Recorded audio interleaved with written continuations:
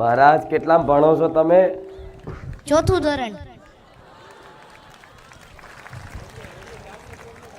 રોજ 400 કિલોમીટરનું ટ્રાવેલિંગ હોય છે. રોજ દરરોજ 400 કિલોમીટરનું 400 કિલોમીટરનું ટ્રાવેલિંગ.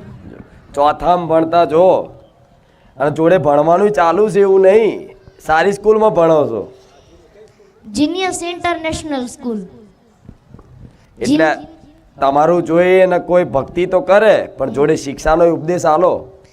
કે મારે બધાને ઈ કેવું છે કે ખાલી સંસ્કાર રહેશો તોય ખરાબ છે, કારણ કે જેટલું સંસ્કારની જરૂર છે એટલું આ જમાનાની અંદર શિક્ષણની પણ જરૂર છે.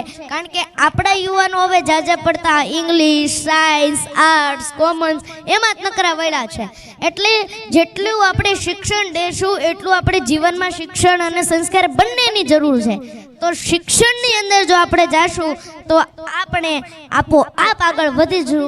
એટલે આપ સૌને વ્યસન અને મોબાઈલથી દૂર રહેવું અને શિક્ષણ, ભગવાન અને આપણે આ વહેમ ખોટા અંધશ્રદ્ધાની બધું રાખીએ છીએ ને એનાથી ખાસ કરીને દૂર રહેવું.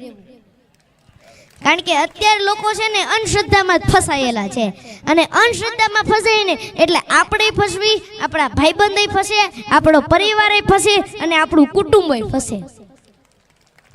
એટલે વિનંતી છે કે ભગવાનની ઉપર હાલો. અત્યારે તો લોકો છે ને ખાલી ત્રિશુલ દોરે તોય 5 જણા આવીને પગે લાગે. અત્યારે એવી દુનિયા છે. એટલે ભગવાન જે આપે એનો સંતુષ્ટિપૂર્વક સ્વીકાર કરો. કે સાચો માણસ મથે અને કોઈ નડે નહીં એવું બને નહીં, અને મથ્યા વગરનું મેળવેલું કોઈનું ટકે એવું પણ બને નહીં. કે વાગે છે એટલે કે તને દર્દનો અનુભવ થાય. આ શું કામ વાગે તમને? આ તમારી જિંદગીનો એન્ડ તો નથી ને? તમે નપાસ શું કામ થાવ? કે બીજી વાર તમે બેસ્ટ રીતે પાસ થઈ શકો એટલા માટે તમે નપાસ થાવ છો. કે વાગે છે એટલે કે તને દર્દનો અનુભવ થાય. મૂર્તિકાર મૂર્ખ નથી કે વાક વગરનો તને ટોચિયા કરે.